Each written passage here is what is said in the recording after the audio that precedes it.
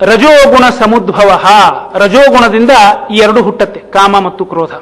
ಬಹಳ ಡಿಟೇಲ್ ಆಗಿ ಹೇಳಿದ್ದಾನೆ ಇದನ್ನ, ಹಂತ ಹಂತವಾಗಿ ಹೋಗೋಣ. ಮಹಾಶನಃ, ಆ ಕಾಮ ಅನ್ನೋದೇನಿದೆಯಲ್ಲ ಅದು ಅಶನ ಅಂದ್ರೆ ಊಟ. ಮಹಾಶನಃ, ಬಹಳ ಊಟ ಮಾಡ್ತಾನೆ ಅವನು, ಬಹಳ ಕಬಳಿಸ್ತಾನೆ. ಮಹಾಶನಃ, ಮಹಾಪಾಪಿ ಇವನು.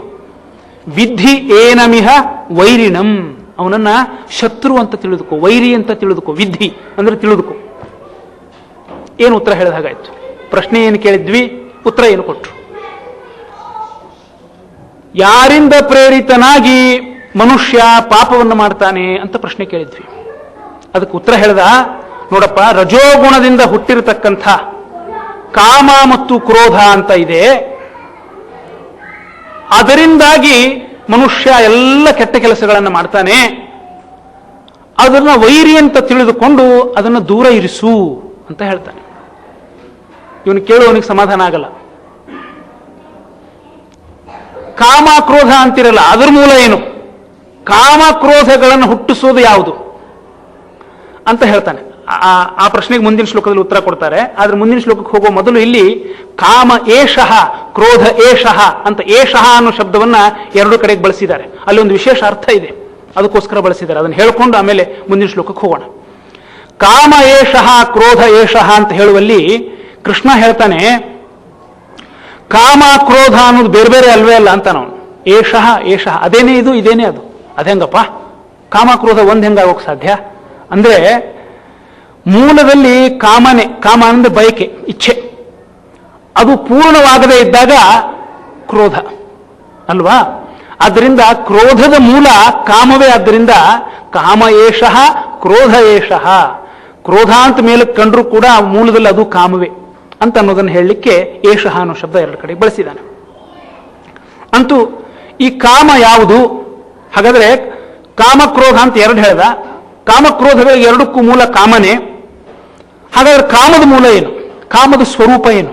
ಅದನ್ನು ನಿಗ್ರಹಿಸಬೇಕು ಹೇಗೆ ಅಂತ ಅನ್ನೋ ಪ್ರಶ್ನೆಯನ್ನ ನಾವು ಮುಂದೆ ಮಾಡಿಕೊಂಡು ಅದಕ್ಕೆ ಉತ್ತರವನ್ನು ಮುಂದಿನ ಶ್ಲೋಕಗಳಲ್ಲಿ ಕೊಡ್ತಾ ಇದ್ದಾನೆ. 38 ಧೂಮೇನಾವ್ರೀಯತೆ ವನ್ಹಿಃ ಯಥಾದರ್ಶೋ ಮಲೇನ ಚ ಯಥೋಲ್ಬೇನಾವೃತೋ ಗರ್ಭಃ. ಇನ್ನೊಮ್ಮೆ ಹೇಳ್ತೀನಿ, ಯಥೋಲ್ಬೇನ ಆವೃತೋ ಗರ್ಭಃ ತಥಾ ತೇನೇದಮಾವೃತಂ.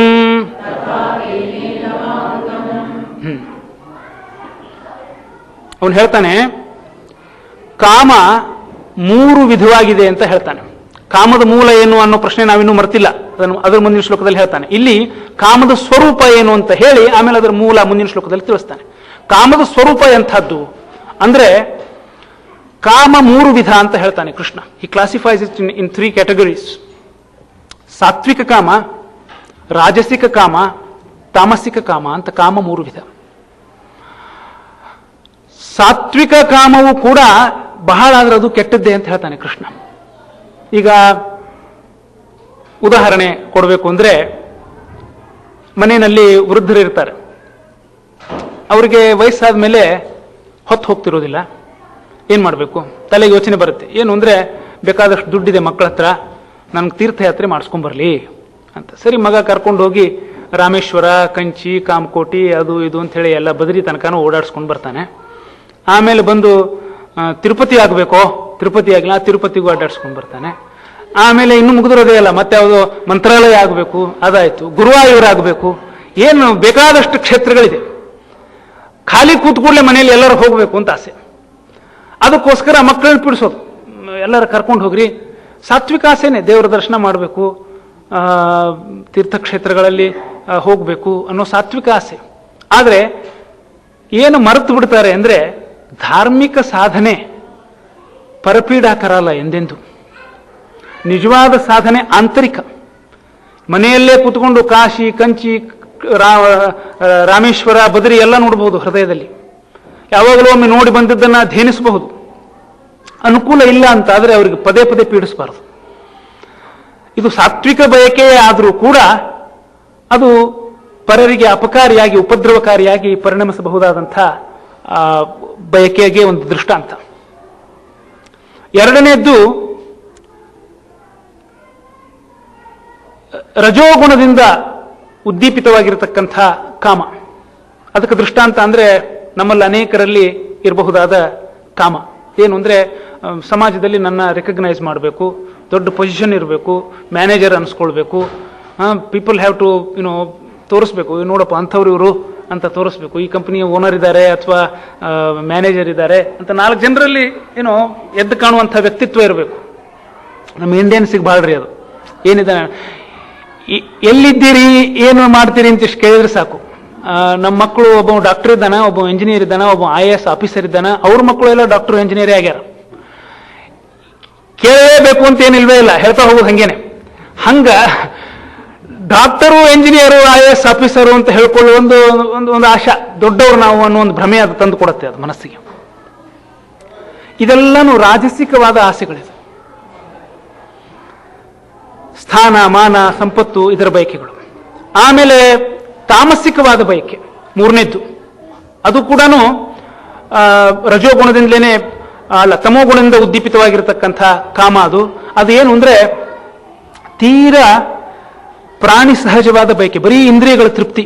ನೋಡಿ, ಕೆಲವರು ಇರ್ತಾರೆ, ಏನಪ್ಪ ಜಗತ್ತಿನಲ್ಲಿ ಸಾಧಿಸಬೇಕು ಅಂದ್ರೆ ಎಲ್ಲ ಇಂದ್ರಿಯಗಳು ತೃಪ್ತಿ ಪಡಬೇಕು ಅಂತ. ನಾವು ಒಂದೊಂದು ಇಂದ್ರಿಯದಿಂದ ಏನು ಪರಮಾವಧಿ ಸುಖ ಅನುಭವಿಸಬೇಕೋ, ನಿಷಿದ್ಧವಾದದ್ದು ವಿಹಿತವಾದದ್ದು, ಸಮಾಜ ಒಪ್ಪದೇ ಇರೋದು ಎಲ್ಲ ಸಿಕ್ಬಿಡ್ಲಿ ನನಗೆ, ಆಮೇಲೆ ಕಂತೆ ಒಗೆದು ಬಿಡ್ತೀನಿ, ಎಲ್ಲರೂ ಹೋಗ್ಲಿ ದೇಹ ಬಿದ್ದು ಹೋಗುತ್ತೆ ಒಂದು ದಿವಸ, ಪೌಡರ್ ಎಲ್ಲ ಚಲ್ಕೊಂಡು ಡಬ್ಬಿ ಬಿಸಾಡ್ತೀವಲ್ಲ, ಹಂಗ ಅಷ್ಟೇ ಇದು. ಏನು there is no more purpose to this life ಅಂತ ಮಾತಾಡೋ ಬುದ್ಧಿಜೀವಿಗಳನ್ನು ನೀವು ಕೇಳಿದ್ದೀರಿ. ಅದು ತಾಮಸಿಕ ಬಯಕೆ. ಅದು ಜೀವನಕ್ಕೆ ಬರೀ ಇಂದ್ರಿಯಗಳ ತೃಪ್ತಿ. ಹಿಂದೆ ಭಾಗವತದಲ್ಲಿ ಒಂದು ಕಥೆ ಬರುತ್ತೆ, ಅವನ ಹೆಸರು ಮರ್ತು ಹೋಗ್ತಾನೆ, ಅರ್ಕ ಅಂತ ರಾಜ.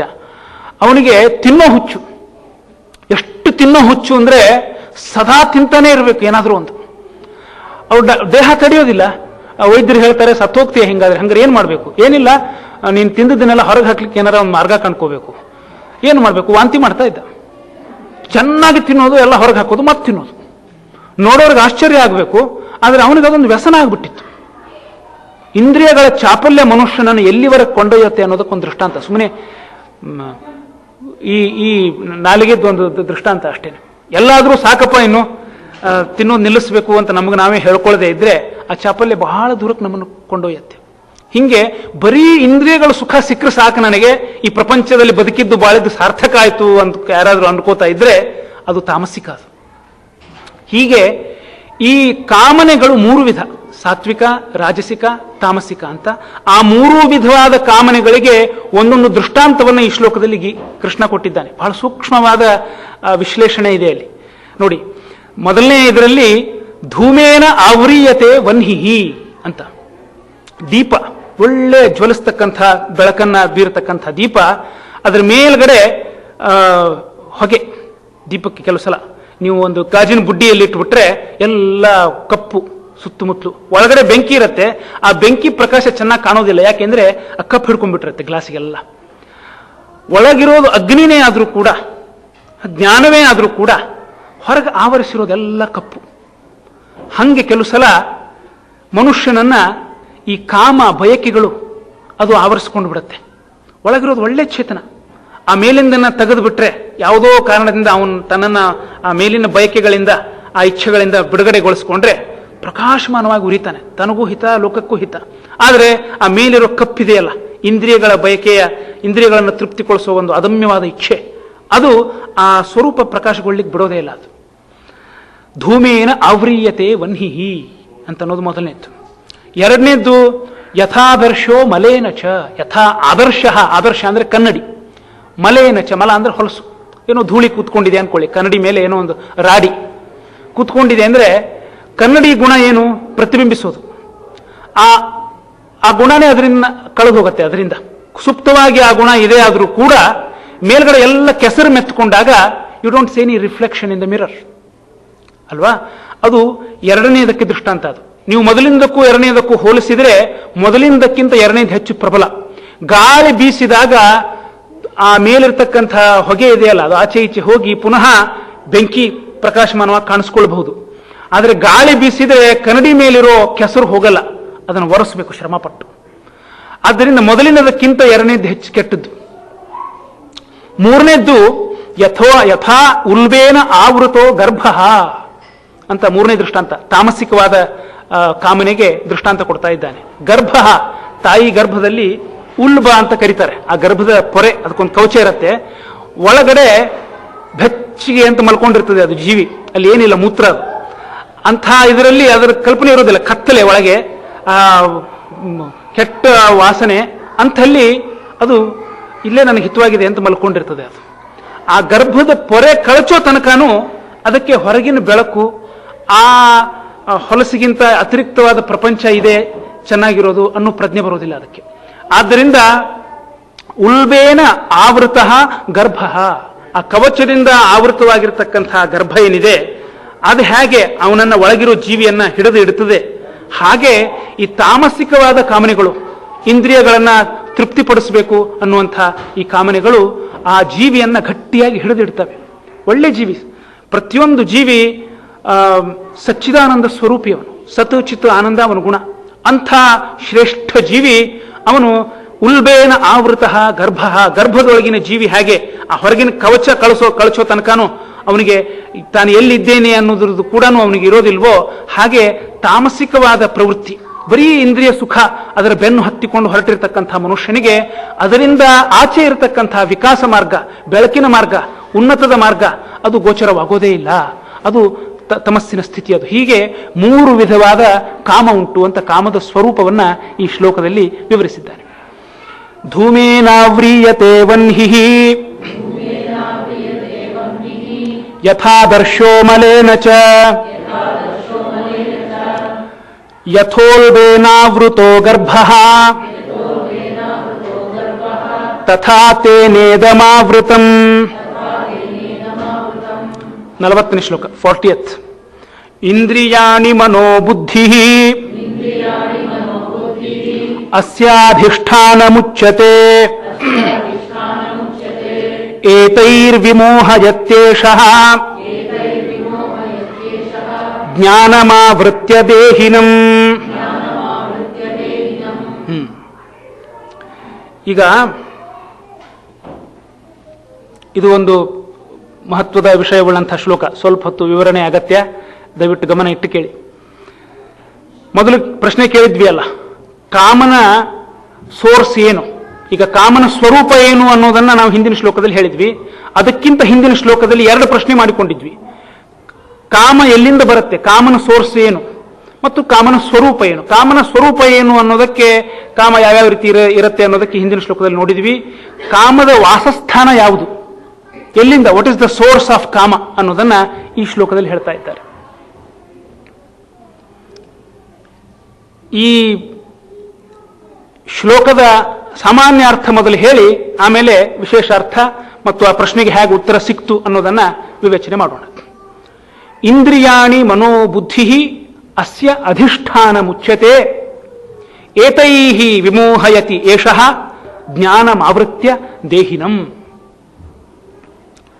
ಈಗ ಈ ಕಾಮಕ್ರೋಧಾದಿಗಳು ಹೇಗೆ ನಮ್ಮಲ್ಲಿ ಕಾಣಿಸಿಕೊಳ್ತವೆ ಅನ್ನೋದನ್ನು ಯೋಚನೆ ಮಾಡೋಣ.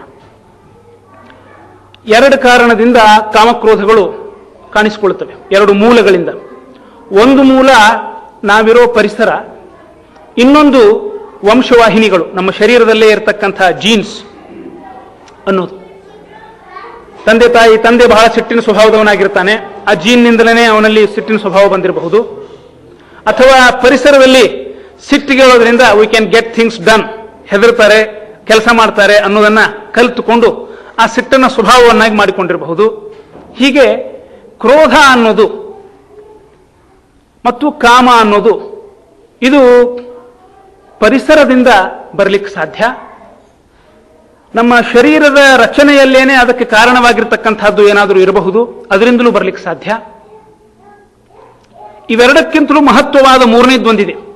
ಅದು ಯಾವುದು ಅಂದ್ರೆ ವ್ಯಕ್ತಿಯ ಸ್ವಭಾವ, ಇನ್ನರ್ ನೇಚರ್, ಅವನ ವ್ಯಕ್ತಿತ್ವದ ಒಂದು ಭಾಗ. ಅದ್ಯಾವುದು? ವಾಸನ. ಅನೇಕ ಜನ್ಮಗಳಿಂದ ಅದನ್ನು ತಂದಿರ್ತಾನೆ. ಅಲ್ಲಿಗೆ ಹೋಗೋ ಮೊದಲು ಇನ್ನೊಂದು ಪ್ರಶ್ನೆ ಕೇಳ್ಕೊಳ್ಳೋಣ. ಈಗ ಯಾವ ಕಾರಣದಿಂದ ನಾವು ಒಂದು ವಂಶದಲ್ಲಿ ಹುಟ್ಟುತ್ತೀವಿ. ಯಾವುದೋ ಮನೇಲಿ ನಾವೆಲ್ಲ ಹುಟ್ಟಿದೀವಲ್ಲ, ಯಾಕೆ ಅಲ್ಲೇ ಹುಟ್ಟಿದೀವಿ ನಾವು? ಯಾವನೋ ಒಬ್ಬ ಅಮೆರಿಕೆಯಲ್ಲಿ ಹುಟ್ಟುತ್ತಾನೆ, ಒಬ್ಬ ಆಸ್ಟ್ರೇಲಿಯಾದಲ್ಲಿ ಹುಟ್ಟುತ್ತಾನೆ, ಇಂಡಿಯಾದಲ್ಲಿ ಹುಟ್ಟುತ್ತಾನೆ, ಯಾವುದೋ ಒಂದು ಪರ್ಟಿಕ್ಯುಲರ್ ರೇಸ್ನಲ್ಲಿ ಅವನು he takes birth. Why right there in that very place, in that very race? ಅಂದರೆ ಅದಕ್ಕೆ ಪೂರ್ವ ಜನ್ಮದ ಕರ್ಮ ಕಾರಣ, ಆ ಕರ್ಮದಿಂದ ಉತ್ಪಾದಿತವಾಗಿರತಕ್ಕಂಥ ವಾಸನೆ ಕಾರಣ ಅಂತ ಹೇಳ್ತೀವಿ. ಹಾಗಾದ್ರೆ ಈ ಕಾಮದ ಮೂಲ ಎಲ್ಲಿ? ಬರೀ ಇಲ್ಲಲ್ಲ, ಬರೀ ಪರಿಸರದಲ್ಲಲ್ಲ, ಬರೀ ಶರೀರದ ರಚನೆಯಲ್ಲ, ಶರೀರಕ್ಕೂ ಸೂಕ್ಷ್ಮವಾಗಿರ್ತಕ್ಕಂಥ ಜೀವದ ಅವಿಭಾಜ್ಯ ಅಂಗವಾಗಿರ್ತಕ್ಕಂಥ ವಾಸನ ಏನಿದೆ ಅಲ್ಲಿದೆ. ಆ ವಾಸನ ಅನ್ನೋದು ಅನೇಕ ಜನ್ಮಗಳಿಂದ ಹೊತ್ತುಕೊಂಡು ಬಂದಿರತಕ್ಕಂಥ ಒಂದು ನಮ್ಮ ವ್ಯಕ್ತಿತ್ವದ ಒಂದು ಭಾಗ. ಹೀಗೆ ಜನ್ಮಾಂತರದಿಂದ ಅನೇಕ ಜನ್ಮಗಳಿಂದ ವಾಸನಾ ರೂಪದಲ್ಲಿ ನಮ್ಮ ವ್ಯಕ್ತಿತ್ವದ ಒಂದು ಭಾಗವಾಗಿ ಈ ದುಷ್ಟ ಕಾಮಕ್ರೋಧಗಳು ಉಳಿದುಕೊಂಡಿವೆ ಅನ್ನೋದು ಸತ್ಯ ಅಂತ ಆದರೆ ಅವುಗಳನ್ನು ನಿವಾರಿಸಲಿಕ್ಕೆ ಸಾಧ್ಯವೇ ಇಲ್ಲ. ಯಾಕೆಂದ್ರೆ they are the very source of what we are. In other words, we do not have other existence other than that. ನಾವು ಅಂತ ನಾವು ಯಾವುದನ್ನು ಕರೆದುಕೊಳ್ತೀವೋ ಅದರದ್ದೇ ಒಂದು ಭಾಗ ಈ ವಾಸನ ಅಂದ ಮೇಲೆ ಅದನ್ನು ಹೆಂಗೆ ನಿವಾರಿಸಲಿಕ್ಕೆ ಸಾಧ್ಯ? ಅದನ್ನು ತೊಡೆದು ಹಾಕ್ಲಿಕ್ಕೆ ಹೇಗೆ ಸಾಧ್ಯ? ಜ್ಞಾನದಿಂದ ಅದು ಹೇಗೆ ನಿವೃತ್ತಿ ಆಗ್ಲಿಕ್ಕೆ ಸಾಧ್ಯ ಅಂತ ಅನ್ನೋ ಪ್ರಶ್ನೆಯನ್ನ ಮಾಡಿಕೊಂಡು ಅದಕ್ಕೆ ಉತ್ತರವನ್ನು ಹೇಳ್ತಾ ಇದ್ದಾರೆ ಈ ಶ್ಲೋಕದಲ್ಲಿ. ಈ ಜನ್ಮಾಂತರಗಳ ವಾಸನ ಏನೋ ಅಲ್ಲಿದೆ ಜೀವಿಯ ಸ್ವಭಾವದಲ್ಲಿ, ಆದರೆ ಅದರ ಜೊತೆಗೇನೆ ಸತ್ವಗುಣವೂ ಇದೆ. After all he is A combination of 3 qualities, ಸತ್ವ, ರಜಸ್ ಅಂಡ್ ತಮಸ್. ಓಕೆ, ಸೊ ಸತ್ವವೂ ಇದೆ ಅವನಲ್ಲಿ. ಈ ಸತ್ವಗುಣ ಅನ್ನೋದು ಅದು ಸ್ವಲ್ಪ ಮಂಕಾಗಿದೆ ಅದಕ್ಕೆ. ಯಾಕೆಂದ್ರೆ 2 ಗುಣಗಳಿದೆಯಲ್ಲ, ರಜಸ್ಸು ತಮಸ್ಸು, ಅವುಗಳದ ಜೋರು ಜಾಸ್ತಿಯಾಗಿ ಆ ಸತ್ವಗುಣ ಸ್ವಲ್ಪ ತಿರೋಹಿತವಾಗಿದೆ, ಸ್ವಲ್ಪ ಮಸಗಾಗಿದೆ. ಆ ಸತ್ವಗುಣವನ್ನ ಉದ್ದೀಪನಗೊಳಿಸಲಿಕ್ಕೆ ಸಾಧ್ಯ. ನಾವು ಹೆಂಗೆ ಈಗ ಸಾಲ ಮಾಡಿರ್ತೀವಿ, ದೇಶಕ್ಕೆ ಬಂದು ಹೊಸ್ತು ಎಷ್ಟೋ ಕ್ರೆಡಿಟ್ ಕಾರ್ಡ್ ಮೇಲೆ ಸಾಲ ಮಾಡಿರ್ತೀವಿ, ಮುಂದೆ ಹೊಸದಾಗಿ ದುಡಿದು ಅದನ್ನೆಲ್ಲ ತೀರಿಸ್ತೀವಲ್ಲ, ಹಂಗೆ ಸತ್ಕರ್ಮಗಳಿಂದ ಆ ಸತ್ವಗುಣ, ನಮ್ಮ ವ್ಯಕ್ತಿತ್ವದ ಭಾಗವಾಗಿರ್ತಕ್ಕಂಥ ಸತ್ವಗುಣವನ್ನ ಉದ್ದೀಪನಗೊಳಿಸಲಿಕ್ಕೆ ಸಾಧ್ಯ. ಆ ಸತ್ವಗುಣ ಎಷ್ಟೆಷ್ಟು ಉದ್ದೀಪನಗೊಳ್ಳುತ್ತೋ ಅಷ್ಟಷ್ಟು ನಮಗೆ ಬಹಳ ಉಪಕಾರ ಆಗುತ್ತೆ. ಏನ್ ಮಾಡುತ್ತದು ಸತ್ವಗುಣ ಅಂದ್ರೆ, ಸತ್ವಗುಣ ಬುದ್ಧಿಯ ಮೇಲೆ ತನ್ನ ಪ್ರಭಾವವನ್ನು ಬೀರುತ್ತದೆ. ಆವಾಗ ಬುದ್ಧಿ ಮನಸ್ಸನ್ನ ದೃಢಗೊಳಿಸ್ತದೆ. ಮನಸ್ಸು ಇಂದ್ರಿಯಗಳ ಉದ್ರೇಕ ಕಡಿಮೆ ಆಗುವ ಹಾಗೆ ಮಾಡ್ತದೆ, ಇಂದ್ರಿಯ ಹೆಚ್ಚು ಉದ್ರಿಕ್ತಗೊಳ್ಳದ ಹಾಗೆ ಮನಸ್ಸು ಮಾಡ್ತದೆ. ಈಗ ಜ್ಞಾನಿಗಳಿಗೂ ನಮಗೂ ಏನಂತರ, ತುಂಬಾ ಸಾತ್ವಿಕರಾದ ಜ್ಞಾನಿಗಳಿರ್ತಾರಲ್ಲ, ಈ ಸುತ್ತಮುತ್ತಲಿನ ಪ್ರಪಂಚ ನೋಡಿದಾಗ ನಮಗೆ ಹೇಗೆ ಮನಸ್ಸಿನಲ್ಲಿ ವಿಕಾರಗಳಾಗ್ತದೋ ಅದೇ ತರಹದ ವಿಕಾರ ಅವ್ರಿಗೂ ಆಗ್ಲಿಕ್ಕೆ ಸಾಧ್ಯ. ಯಾಕಂದ್ರೆ ನಮಗಿರುವಂತಹದೇನೆ ಇಂದ್ರಿಯಗಳು, biologically they are like us. ಆದ್ದರಿಂದ there is a natural reaction. ನಮಗೆ ನೋಡಿದಾಗ ಕೇಳಿದಾಗ ಏನು ಒಂದು ಮನಸ್ಸಿನಲ್ಲಿ ಉಂಟಾಗ್ತದೋ ಅದೇ ತರಹದ್ದು ಅವರ ಮನಸ್ಸಿನಲ್ಲೂ ಆಗ್ತದೆ. ಆದರೆ ಅವರ ಮನಸ್ಸು ದೃಢವಾಗಿರ್ತದೆ. ಆ ಇಂದ್ರಿಯಗಳು ಎಲ್ಲೆಲ್ಲಿ ಹೋಗುವಂತ ಅವು ಎಳಿತಾವೋ ಅಲ್ಲಿಗೆ ಹೋಗಲಾರದಷ್ಟು ಮನಸ್ಸು ದೃಢವಾಗಿರ್ತದೆ. ಮನಸ್ಸಿಗೆ ಆ ದಾರ್ಢ್ಯ, ಇಂದ್ರಿಯಗಳ ಮೇಲೆ ಹತೋಟಿ ಬರುವಂತಹ ದಾರ್ಢ್ಯ ಎಲ್ಲಿಂದ ಬರ್ತದೆ ಅಂತಂದ್ರೆ ಬುದ್ಧಿಯಿಂದ ಬರ್ತದೆ. ಬುದ್ಧಿಗೆ ಆ ಶಕ್ತಿ ಈ ಸತ್ವಗುಣದಿಂದ ದೊರೀತದೆ. ಸತ್ವಗುಣವನ್ನು ಉದ್ದೀಪಗೊಳಿಸಿದಾಗ ಆ ಸತ್ವಗುಣ it is like A battery charger. ನೀವು ಕಾರ್ನಲ್ಲಿ ಬ್ಯಾಟ್ರಿ ಚಾರ್ಜ್ ಮಾಡಿದ್ರೆ ಹೆಂಗೆ ಆ ಜಡವಾದ ಯಂತ್ರ ಚಲಿಸ್ತದೋ ಹಾಗೆ ಸತ್ವಗುಣಕ್ಕೂ ಸೂಕ್ಷ್ಮವಾಗಿರ್ತಕ್ಕಂಥ ಬುದ್ಧಿಗಿಂತಲೂ ಸೂಕ್ಷ್ಮವಾಗಿರ್ತಕ್ಕಂಥ ಈ ಸತ್ವಗುಣ ಏನಿದೆ ಅದನ್ನು ನಾವು ಸತ್ಕರ್ಮಗಳಿಂದ ಉದ್ದೀಪನಗೊಳಿಸಿದಾಗ ಅದರಿಂದ ಪ್ರಭಾವಿತವಾಗ್ತದೆ ಬುದ್ಧಿಯಿಂದ ಮನಸ್ಸು ದೃಢಗೊಳ್ಳುತ್ತದೆ. ಮನಸ್ಸು ದೃಢಗೊಂಡಾಗ ಆ ಇಂದ್ರಿಯಗಳ ಮೇಲೆ ನಮಗೆ ಹತೋಟಿ ತಪ್ಪತಕ್ಕಂಥ ಒಂದು ಅವ್ಯವಸ್ಥಿತ ಸನ್ನಿವೇಶಕ್ಕೆ ಒಳಗಾಗತಕ್ಕಂಥ ಒಂದು ಸಂದರ್ಭ ತಪ್ಪಿ ಹೋಗ್ತದೆ. ಆವಾಗ ಮನುಷ್ಯ ಈ ಪಾಪ ಕರ್ಮಗಳನ್ನು ಮಾಡೋದರಿಂದ ಅವನು ತನ್ನನ್ನು ತಾನು ಉಳಿಸಿಕೊಳ್ಳಬಹುದು. ಹಾಗಾದರೆ ನಮ್ಮಲ್ಲಿ ಎರಡಿದೆ. ಒಂದು ಹಿಂದಿನಿಂದ ಹೊತ್ತುಕೊಂಡು ಬಂದ ವಾಸನಾಗಳು, ನಮ್ಮದೇ ವ್ಯಕ್ತಿತ್ವದ ಭಾಗವಾಗಿರ್ತಕ್ಕಂಥ ವಾಸನಾಗಳು. ನಮ್ಮ ವ್ಯಕ್ತಿತ್ವದಲ್ಲಿ ಇಂದ್ರಿಯಗಳು, ಮನಸ್ಸು, ಬುದ್ಧಿ, ಸತ್ವ, ಆತ್ಮ, ಹೀಗೆ ಅನೇಕ ಭಾಗಗಳಿದೆ. ಒಂದಕ್ಕಿಂತ ಒಂದು ಉತ್ತರೋತ್ತರಂ ಬಲೀಯ ಅಂತ. ಒಂದಕ್ಕಿಂತ ಕೊನೆಯಿಂದ ಶುರು ಮಾಡಿದಾಗ ಒಂದಕ್ಕಿಂತ ಒಂದು ಸೂಕ್ಷ್ಮ. ಇಂದ್ರಿಯಗಳಿಗಿಂತ ಮನಸ್ಸು ಸೂಕ್ಷ್ಮ, ಮನಸ್ಸಿಗಿಂತ ಬುದ್ಧಿ ಸೂಕ್ಷ್ಮ. ಮನಸ್ಸಿಗೂ ಬುದ್ಧಿಗೂ ಏನಂತರ, ಮನಸ್ಸು ಅನುಭವಿಸಿಬಿಡ್ತದೆ ಎಲ್ಲನೂ. ಬುದ್ಧಿ ಆ ಅನುಭವಗಳ ಹಿಂದೆ ರೀಸನಿಂಗ್ ಗುರುತಿಸ್ತದೆ. ಓ, ಈ ಅನುಭವದಿಂದ ಇದು ಸಿಕ್ತು, ಈ ಅನುಭವದಿಂದ ಇದು ಸಿಕ್ತು, ಇದಕ್ಕೆ ಸಾಮ್ಯ ಇದೆ, ಇದಕ್ಕೆ ಏನು ಸಾಮ್ಯ ಇಲ್ಲ, ಇದಕ್ಕೂ ಸಂಬಂಧ ಇಲ್ಲ, ಇದನ್ನು ಮಾಡೋದ್ರಿಂದ ಇದಾಗ್ತದೆ. ಇದೆಲ್ಲ ಪ್ಲಾನಿಂಗ್ ಏನಿದೆಯಲ್ಲ, ಅದು ಬುದ್ಧಿ ಮಾಡೋ ಕೆಲಸ. ಅದು ಮನಸ್ಸು ಬರೀ ವಿಷಯಗಳನ್ನು ಅನುಭವಿಸ್ತದೆ. ಬುದ್ಧಿ ಅದಕ್ಕಿಂತಲೂ ಒಂದು ಹೆಜ್ಜೆ ಮೇಲೆ ಹೋಗಿ ಅದರ ಹಿಂದೆ ಆ ಸಾಂಗತ್ಯವನ್ನು ಗುರುತಿಸ್ತದೆ. ಬುದ್ಧಿಗೆ ಹಿಂದಿರ್ತಕ್ಕಂಥ ಸತ್ವಗುಣ ಏನಿದೆಯಲ್ಲ, ಅದು ಲೈಕ್ ಎ ಬ್ಯಾಟ್ರಿ ಚಾರ್ಜರ್. ಅದು ಆ ಸತ್ವಗುಣ ಮುಂದಿನದಕ್ಕೆಲ್ಲದಕ್ಕೂ ಶಕ್ತಿಯನ್ನು ಕೊಡ್ತದೆ. ಆ ಸತ್ವಗುಣವನ್ನು ಉದ್ದೀಪನಗೊಳಿಸೋದು ನಮ್ಮ ಕೈಯಲ್ಲಿದೆ. ಅದಕ್ಕೇನೆ ಸತ್ಸಂಗವನ್ನು ಮಾಡು, ಒಳ್ಳೆಯ ವಿಚಾರಗಳಲ್ಲಿ ನಿನ್ನನ್ನು ತೊಡಗಿಸಿಕೋ. ಭದ್ರಂಕರ್ಣೇಭಿ ಶೃಣುಯಾಮ ದೇವಾಹ, ಋಗ್ವೇದದಲ್ಲಿ ಅದನ್ನು ಮತ್ತೆ ಒತ್ತಿ ಹೇಳಿದ್ದಾರೆ. ಆ ಸತ್ವಗುಣದ ಉದ್ದೀಪನಗೊಳಿಸಲಿಕ್ಕೆ ಏನು ಆನೋ ಭದ್ರಾಹ, ಜಗತ್ತಿನ ಎಲ್ಲ ದ್ವಾರಗಳಿಂದ ಸಾತ್ವಿಕ ವಿಚಾರಗಳು ನನ್ನನ್ನು ಪ್ರವೇಶಿಸಲಿ ಅಂತ ಕೃತವೋ ಎಂತು ವಿಶ್ವತಃ ಅಂತ ಋಗ್ವೇದದ ಪ್ರಾರ್ಥನೆ. ನೋಡಿ, ಎಷ್ಟು ದೊಡ್ಡ ಪ್ರಾರ್ಥನೆ ಅದು. ಜಗತ್ತಿನ ಎಲ್ಲ ಕಡೆಗಳಿಂದಲೂ ಮನೆ ಕಿಟಕಿ ಎಲ್ಲ ತೆಗೆದಿಟ್ಬಿಡು, ಎಲ್ಲೆಲ್ಲಿಂದ ಬೆಳಕು ಬರುತ್ತೋ ಎಲ್ಲ ಬೆಳಕು ನಿನ್ನ ಮನೆಯೊಳಗೆ ಬರಲಿ.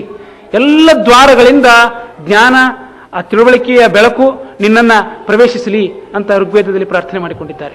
ಇದೆಲ್ಲಾನು ಸತ್ವಗುಣವನ್ನು ಉದ್ದೀಪನಗೊಳಿಸ್ತದೆ. ಆ ಸತ್ವಗುಣದ ಉದ್ದೀಪನದಿಂದ ಮುಂದಿನದೆಲ್ಲವೂ ಕೂಡ ಸುಸಂಗತವಾಗಿ ಹೋಗಲಿಕ್ಕೆ ಸಾಧ್ಯ. ಆದ್ದರಿಂದ ಆ ಸತ್ವಗುಣವನ್ನು ಉದ್ದೀಪನಗೊಳಿಸಲಿಕ್ಕೆ ನೀನು ಪ್ರಯತ್ನ ಮಾಡು ಎಂಬುದಾಗಿ ಕೃಷ್ಣ ಹೇಳ್ತಾ ಇದ್ದಾನೆ. ಇಂದ್ರಿಯಾಣಿ ಮನೋಬುದ್ಧಿ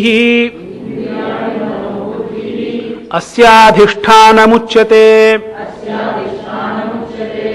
ಏತೈರ್ವಿಮೋಹಯತ್ಯೇಷಃ ಜ್ಞಾನಮಾವೃತ್ಯ ದೇಹಿನಂ.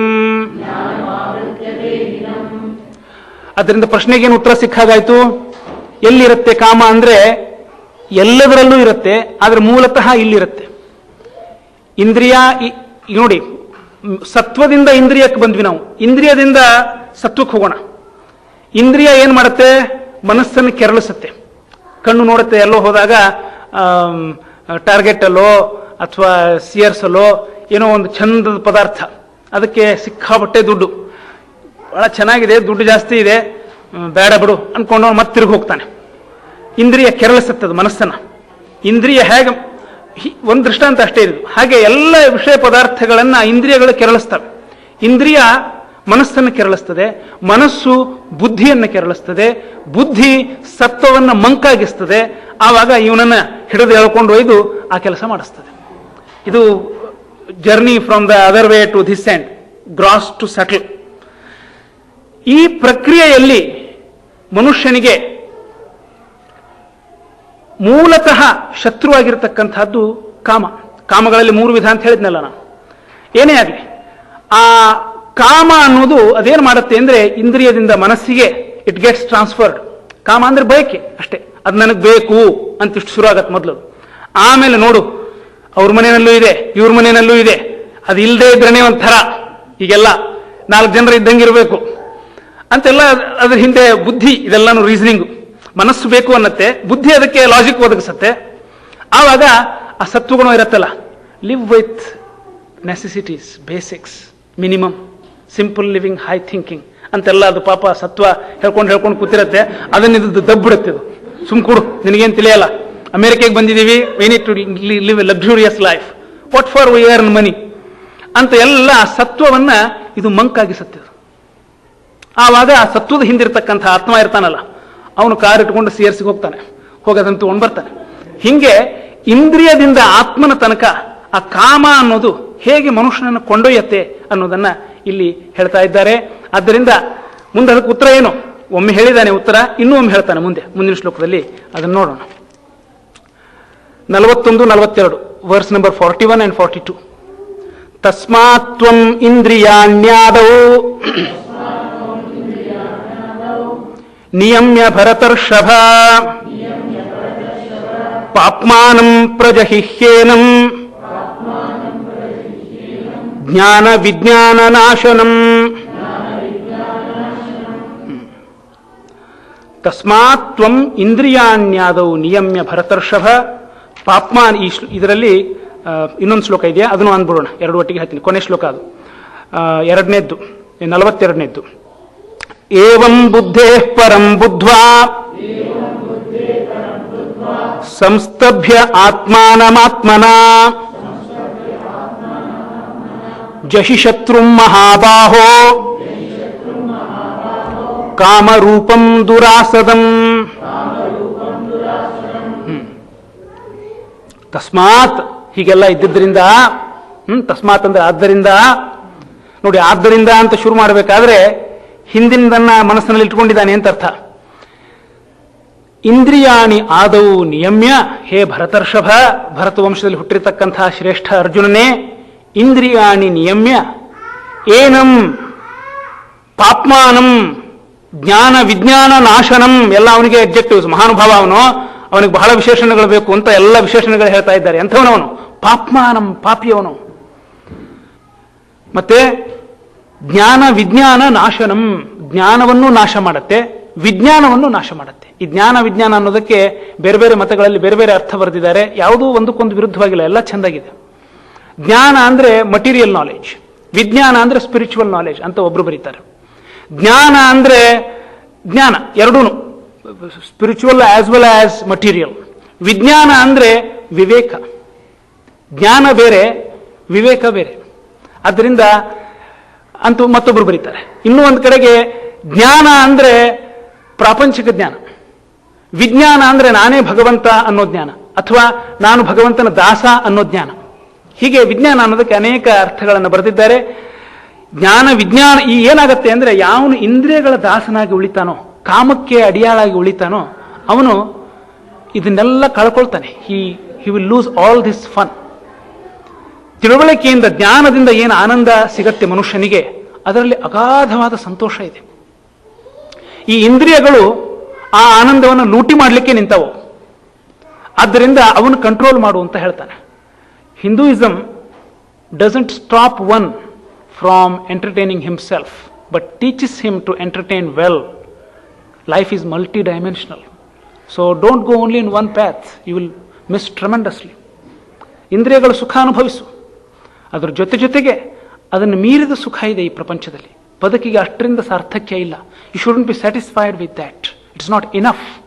Life can give lot more than that ಅನ್ನೋದನ್ನ ಇಲ್ಲಿ ಹೇಳ್ತಾ ಇದ್ದಾನೆ. ಈ ಕಾಮ ಅನ್ನೋದನ್ನು ಬಹಳ ವಿಶಾಲವಾದ ಅರ್ಥದಲ್ಲಿ ಇಲ್ಲಿ ಬಳಸಿದ್ದಾರೆ. ಬಯಕೆ ಅಂತ ಅರ್ಥ. ಅದರ ಸ್ವರೂಪವನ್ನು ಹಿಂದೆ ನೋಡಿದ್ದೇವೆ. ಅದನ್ನ ನೀನು ಜ್ಞಾನ ವಿಜ್ಞಾನ ನಾಶನಂ, ಈ ಬರೀ ಇಂದ್ರಿಯಗಳ ಸುಖದ ಹಿಂದೆ ಹೋದವ ಈ ಜ್ಞಾನ ವಿಜ್ಞಾನ ಎರಡೂ ಕಳ್ಕೊಳ್ತಾನೆ.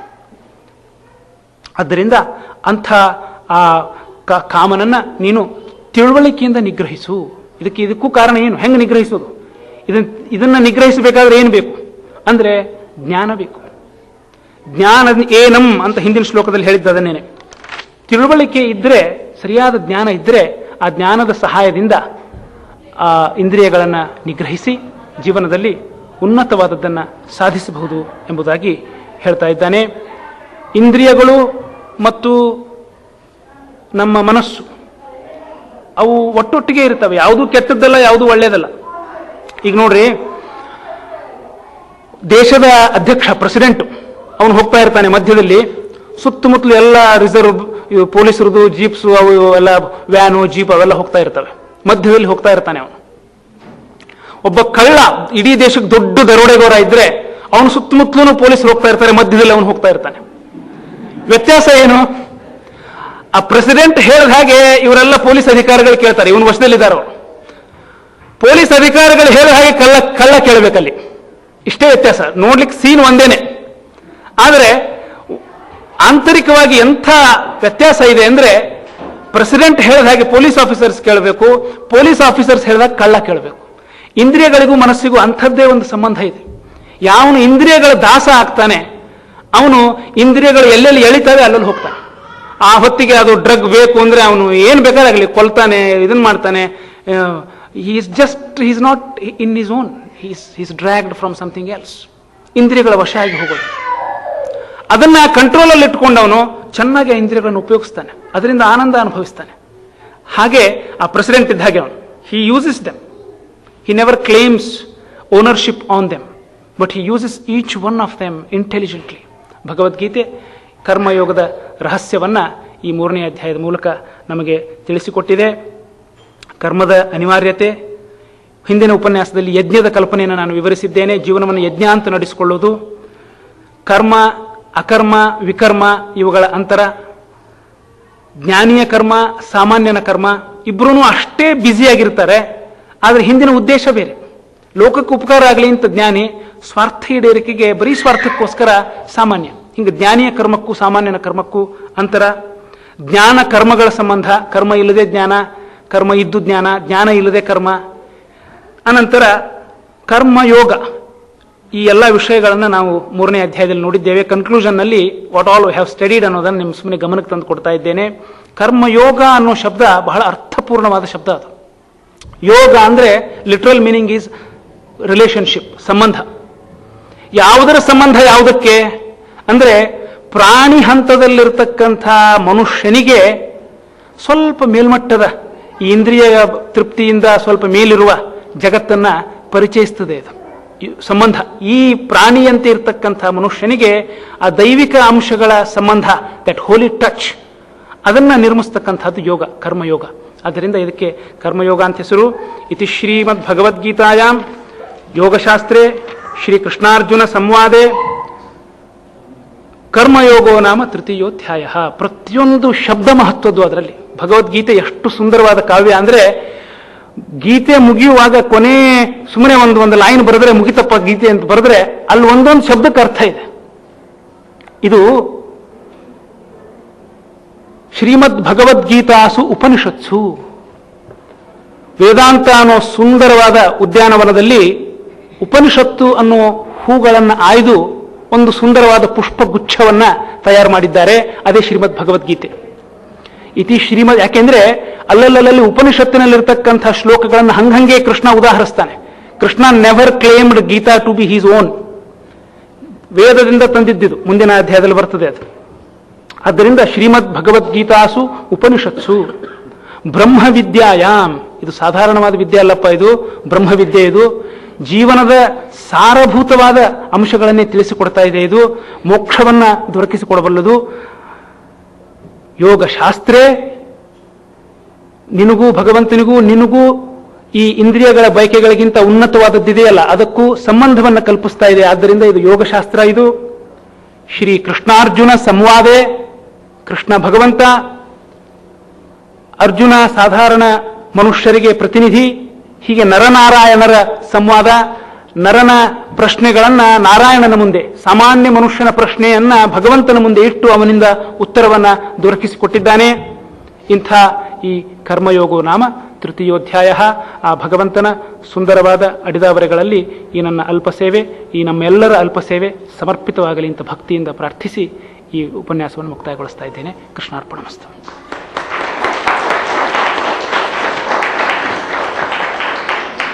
ಮುಂದಿನ ಅಧ್ಯಾಯದ